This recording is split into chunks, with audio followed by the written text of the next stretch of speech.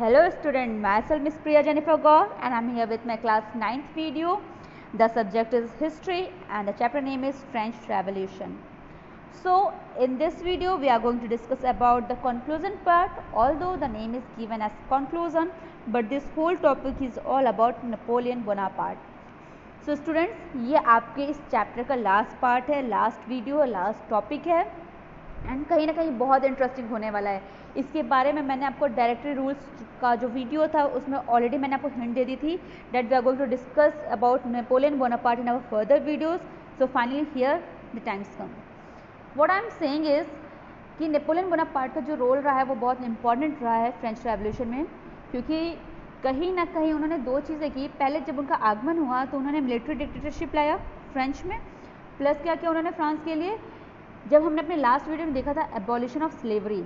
तो जब Jacobin club का जब फॉर्मेशन हुआ और जब कन्वेंशन ने जब रूल पास किया तो क्या हुआ कि स्लेवरी हटाई तो गई, पर 10 साल बाद क्या हुआ, नेपोलियन बोनापार्ट ने दोबारा उसको क्या कर दिया, रिलॉन्च कर दिया था स्लेवरी को। किस लिए? ट्रेड पर्पस के लिए। तो नेपोलियन बोनापार्ट का जो फ्रेंच रेवोल्यूशन में रोल रहा है वो 11 साल तक के लिए रहा है और कुछ इस तरीके से रहा है जिसे हम जानने की कोशिश करेंगे। प्लीज़ मेक श्योर कि आप अपने संग पेंसिल लेके बैठे, क्योंकि इसमें बहुत से इंपॉर्टेंट क्वेश्चन बनने वाले हैं जिसके लिए आपको अपने बुक में आंसर्स को मार्क करना बनता है। So let's get started. In 1804 Napoleon Bonaparte crowned himself emperor of France. 1804 में नेपोलियन बोनापार्ट ने अपने आप को सम्राट घोषित कर दिया था फ्रांस का। Okay, he set out to conquer neighboring European countries, dispossessing dynasties and creating kingdoms where he placed members of his family. और उसके बाद उन्होंने क्या किया, फ्रांस से लगे हुए जितने भी पड़ोसी मुल्क थे, पड़ोसी देश थे, वहाँ पर उसने जाकर वहाँ पर अटैक किया और उनको कनकर जीतने के बाद उन राज्यों का क्या किया, अपने ही खुद के फैमिली मेम्बर्स के जितने लोग थे वहाँ पर वो राज्य उनको दे दिया संभालने के लिए। Napoleon saw his role as a moderniser of Europe.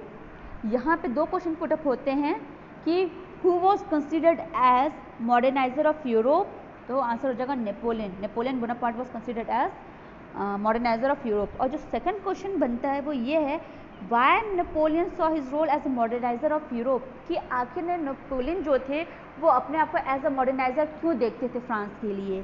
तो इसका आंसर क्या है कि 3 स्टेप्स है, 3 इंपॉर्टेंट पॉइंट्स है, की पॉइंट्स है जो कहीं ना कहीं शो करते हैं कि why Napoleon considered himself as a moderniser of Europe. इसे मार्क करना बनता है यहाँ पे। तो मैंने बता दिया आपको दो क्वेश्चन हो रहे हैं कि हु, और जो आपका सेकंड क्वेश्चन बन रहा है वो बन रहा है वाई। तो जो वाई से क्वेश्चन बन रहा है उसके 3 पॉइंट्स कुछ इस तरीके से हैं। The first point is he introduced many laws such as the protection of private property. ये आपका पहला पॉइंट है। जो हमारा सेकेंड पॉइंट बन रहा है वो है a uniform system of weight. ये हमारा क्या हो गया, सेकेंड पॉइंट हो गया। और थर्ड पॉइंट बन रहा है and measures provided by the decimal system. ये हमारा थर्ड पॉइंट हो गया। अब हम इसे वन बाय वन डिस्कस कर लेते हैं कि मॉडर्नाइजर्स की तरह क्यों देखा, क्यों वो अपने आप को देखते थे। मॉडर्नाइजर्स कौन होते हैं, पहले ये क्वेश्चन पुट अप होता है। जो पुरानी रूढ़वादी बातों को या पुरानी चीज़ों को हटा के नई चीज़ें करते, कुछ नया लेकर आते हैं समाज में, हम उन्हें एज अ मॉडर्नाइजर्स बिहेव करते हैं, एज अ मॉडर्नाइजर उनको हम देखते हैं। नेपोलियन ने क्या किया था, the first thing he did was that he introduced many laws such as the protection of private property. पहली चीज़ जो वो लेकर आए थे वो ये था कि जिनकी अपनी खुद की संपत्ति थी, प्राइवेट प्रॉपर्टीज़ थी, पर्सनल प्रॉपर्टीज़ थी, उसके लिए उन्होंने नियम और लागू पेश किए। क्यों किया, ये प्राइवेट प्रॉपर्टीज़ की बात कहाँ से आई? अगर आपको याद होगा तो हमने जो अपने प्रीवियस वीडियो में डिस्कस किया था एबॉलिशन ऑफ स्लेवरी, उसमें नेपोलियन ने क्या किया था, जब उन्होंने स्लेवरी आपको लेकर आए थे, ट्रायंगुलर स्लेवरी लेकर आए थे, ट्रेड लेकर आए थे, तो उसमें क्या था कि जो प्रॉस्पेरस लोग थे वही तो प्लांटेशन वाले एरियाज़ को अफोर्ड कर सकते थे, वो उनके जो ओनर्स थे। तो जब उनसे प्रॉफिट होता तो वो नेपोलियन को उसका हिस्सा देते। तो कहीं ना कहीं उनकी प्रॉपर्टीज़ को सेव करना, सिक्योर करना नेपोलियन का रोल हो जाता। तो इस वजह से उन्होंने कई तरह के नियम लेकर आए, कई तरह के कानून लेकर आए, जो कहीं ना कहीं शो करता था कि हम किसी की प्राइवेट प्रॉपर्टी को कैसे प्रोटेक्ट कर सकते हैं, जो कहीं ना कहीं आज भी हमारे समाज में क्या होता है, लागू होता है। क्योंकि हमारी सरकार, हमारा कॉन्स्टिट्यूशन हमें बहुत से ऐसे लॉज देता है, बहुत से ऐसे आर्टिकल्स के अंतर्गत हमें रखते हैं, संविधान ऐसे ऐसे लाए गए हैं जिसके अधिनियम के अंतर्गत क्या किया जाता है, हमारी प्राइवेट प्रॉपर्टीज़ को क्या किया जाता है, प्रोटेक्ट किया जाता है। सेकेंड है a uniform system of weight. Uniform system का मतलब क्या होता है? यूनिफॉर्म मतलब समतल, एक बराबर।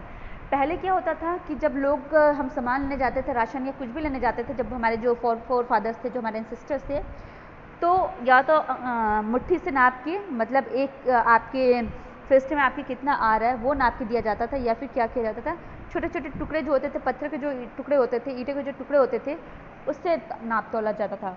तो इस चीज़ को उन्होंने हटा के क्या लेकर आए? यूनिफॉर्म सिस्टम ऑफ वेट लेकर आए। अब तो खैर इलेक्ट्रॉनिक सिस्टम आ गया है, वेट मशीन आ गई है, बट अभी भी अगर आप कहीं सब्ज़ी की दुकानों पर जाते हो तो आप देखते होंगे कि जब हम बोलते हैं कि 1 किलो आलू चाहिए, तो वो 1 किलो का बटखरा रखते हैं, ठीक है ना। उस पीस को रख के क्या करते हैं, वो उससे मेज़र करते हैं, उससे वेट करके फिर हमें देते हैं। तो कहीं ना कहीं ये प्रोसेस आया। इससे क्या हुआ कि वेंडर प्लस कस्टमर दोनों ही प्रॉफिटेबल थे। कस्टमर जितना पे कर रहा था उतना ज़्यादा उन्हें सामान मिला था, उससे उतना ही सामान को दिया जा रहा था। तो ये एक सिस्टम लेकर आए जो आज भी फॉलो किया जाता है। जो थर्ड वन था, जो सबसे इम्पॉर्टेंट था, measures provide by the decimal system. पहले क्या था कि जैसे कि कोई सामान आपका 2.5 रुपये में 2.50 में आ रहा है, तो वेंडर क्या करते थे, या तो 2 रुपीज़ लेते थे या 3 रुपीज़ लेते थे। अगर वो 3 लेते थे तो कस्टमर का लॉस हो रहा था, अगर वो 2 रुपीज़ ले रहे थे तो यहाँ पे जो शॉपकीपर था उसका नुकसान हो रहा था, ठीक है ना, 50 पैसे का नुकसान हो रहा था। तो अगर हमने ऐसे ही करके 3 से 4 सामान लिए तो हमारा 2 रुपये का नुकसान होगा, अगर हम 50 पैसे हर एक सामान पे छोड़ दे। तो इस चीज़ को हटाने के लिए वो क्या लेकर आया नेपोलियन बोनापार्ट ने? डेसिमल सिस्टम लेकर आए। और आज भी ये सिस्टम यूज़ होता है। Whenever we get the time for shopping, जब भी हम शॉपिंग वगैरह करने के लिए जाते हैं या राशन वगैरह लेने जाते हैं इन मॉल्स और इन एनी शॉप, इन्हीं मतलब कोई भी शॉप में अगर हम जाते हैं तो हम देखते हैं जो बिल हमें मिलता है, तो देखते जो पैसे वाला एरिया है लाइक 30 रुपीज़ पॉइंट 30 पैसे, तो 30 पैसे को भी टोटल किया जाता है, क्योंकि अगर हमने ज़्यादा सामान लिया है तो वो 30, 20, 50 पैसे काउंट होकर क्या होते हैं 1 रुपीज़, 2 रुपीज़, 3 रुपीज़ बन जाते हैं, तो वो भी हमारे रुपए में ऐड हो जाता है। तो इसी चीज़ के लिए कि किसी को नुकसान ना हो, किसी भी ट्रेड में, किसी भी बिजनेस में किसी को 1 रुपये का भी नुकसान ना हो, नेपोलियन बोनापार्ट क्या लेकर आए? डेसिमल सिस्टम लेकर आए।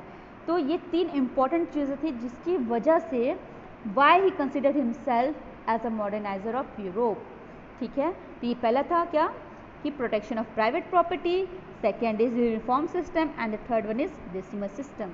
ये 3 ऐसे इंपॉर्टेंट स्टेप्स उन्होंने अपने टाइम में किया, अपने शासन के टाइम में किया, जो लोग आज भी कहीं ना कहीं फॉलो करते हैं। आई होप आपको ये 3 पॉइंट क्लियर हो गए होंगे।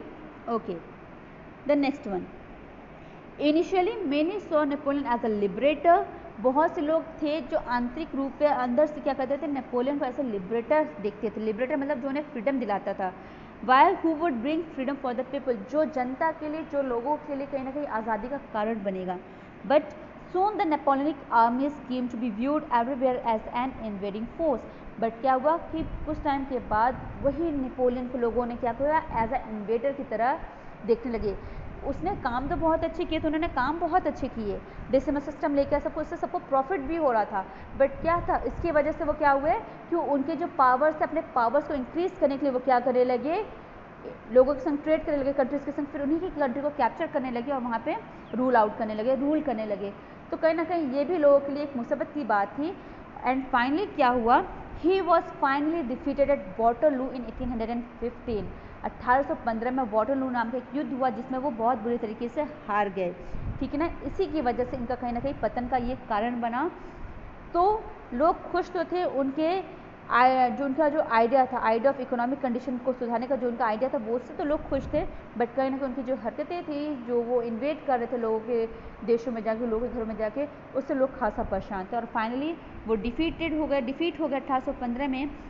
Many of his measures that carried the revolutionary ideas of liberty and modern laws to other parts of the Europe had an impact on people long after Napoleon had left। Napoleon Bonaparte के जाने के बावजूद भी जो उनके जो ideas थे Europe के लिए या हर एक देश के लिए, कहीं ना कहीं क्या हुआ, वो एक रेवोल्यूशनरी आइडिया बना, लिबर्टी का और मॉडर्न रूल्स का नवीनीकरण। और प्लस जो लिबर्टी, जो फ्रीडम थी, वो कहीं ना कहीं लोगों के लिए क्या हो गई, एक मिसाल बन गई, एक इम्पैक्ट लोगों पे एक छाप छोड़ गया। The ideas of liberty and democratic rights were the most important legacy of French Revolution। Dear student, इससे मार्क कर ले क्योंकि इससे 1 मार्क का क्वेश्चन बनता है कि what are the 2 most important legacy of French Revolution? The answer is the idea of liberty and democratic right। ये दो ऐसे चीज़ें रही। आइडिया ऑफ लिबर्टी मतलब फ्रीडम के लिए एक आइडिया होना, डेमोक्रेटिक राइट मतलब गणतंत्र अधिकार, जो प्रजातंत्र का जो अधिकार, जो एक जनता का अधिकार है, ये दो चीज़ें ऐसी रही जो कहीं ना कहीं फ्रेंच रेवोल्यूशन की एक लेगेसी प्रूफ हुई। हमने स्टार्टिंग से अभी तक पढ़ लिया था, हमें कहीं पे भी कोई भी इंडियन नेम नहीं सुनने को मिला, एंड फाइनली अब हमें दो इंडियन नेम सुनने को मिलेंगे, तो जाहिर सी बात है कहीं पे भी इंडिया पीछे क्यों रहे। So this spread from France to the rest of the Europe during the 19th century. क्या हुआ कि और कहीं ना कहीं ये जो उनका जो इम्पैक्ट था, जो उनकी सूझबूझ थी, जो उनकी जो आइडल्स थे, वो धीमे धीमे करते करते क्या हो गया, फ्रांस से धीमे धीमे वो पूरे के पूरे हर एक जगह पे पूरे वर्ल्ड में वो क्या होने लगे, प्रख्यात होने लगे, फैलने लगे। इनकी आइडल्स जो थी वो लोगों के ऊपर एक छाप छोड़ने लगी। जहाँ पे फ्यूडल सिस्टम मतलब जहाँ पे तानाशाही थी, जो राजाओं का जो सिस्टम था उसे हटाया गया, फिर फाइनली फ्यूडल सिस्टम जो राजाशाही सिस्टम था उसे हटा दिया गया। The colonised people rework the idea of freedom from bondage into their movements to create a sovereign nation state. और जितने भी कॉलोनाइज्ड लोग थे वो क्या हो गए, उन्होंने दोबारा से वर्क किया, जो उनकी सोच थी, जो उनकी आइडिया थी स्वतंत्रता को लेके, और फिर फाइनली उन्होंने एक तरह का मूवमेंट स्टार्ट किया जो कहीं ना कहीं उन्हें आत्मनिर्भर होने के लिए, एक अलग देश बनाने के लिए इंसान को आगे बढ़ा रहा था। तो मैंने बात की थी दो इंडियंस की। So finally Tipu sultan and Raja Ram Mohan Roy are two examples of individuals who responded to the ideas coming from revolutionary France। तो अगर हम बात करते हैं इंडियंस की, तो टीपू सुल्तान और राजा राम मोहन रॉय, ये दो ऐसे पर्सनालिटी रहे, इंडियन पर्सनालिटी रहे, जिन्होंने बहुत बड़ा योगदान दिया फ्रेंच रेवोल्यूशन को और भी ज़्यादा फ्लरिश करने के लिए। जब हम बात करते हैं फ्रांस की क्रांति की, तो उनका एक बहुत ही अच्छा खासा योगदान रहा इंडिया में। जो फ्रेंच रेवोल्यूशन की जो बात हम करते हैं, डेमोक्रेटिक राइट की और लिबर्टी की बात करते हैं, इन दो टर्म्स को जो लेगेसी रही रेवोल्यूशन की, उसको उन्होंने इंडिया में लाके और भी ज़्यादा फ्लरिश किया। सो इसी के संग आपका ये चैप्टर फाइनली कंप्लीट होता है। आई होप आपको ये चैप्टर अच्छे से समझ में आया होगा। एंड स्टिल अगर आपको इस चैप्टर के किसी भी टॉपिक से कोई भी प्रॉब्लम है, कोई भी इशू है, तो आप मुझे कमेंट सेक्शन में कमेंट करके ज़रूर बता सकते हैं। प्लीज़ मेरे चैनल को ज़्यादा से ज़्यादा सब्सक्राइब करिए और लाइक करिए, और जितना हो सके उससे ज़्यादा शेयर करें। तो फाइनली आपके फ्रेंच रेवोल्यूशन का जो चैप्टर है यहाँ पे कंप्लीट होता है। Thank you for watching my channel.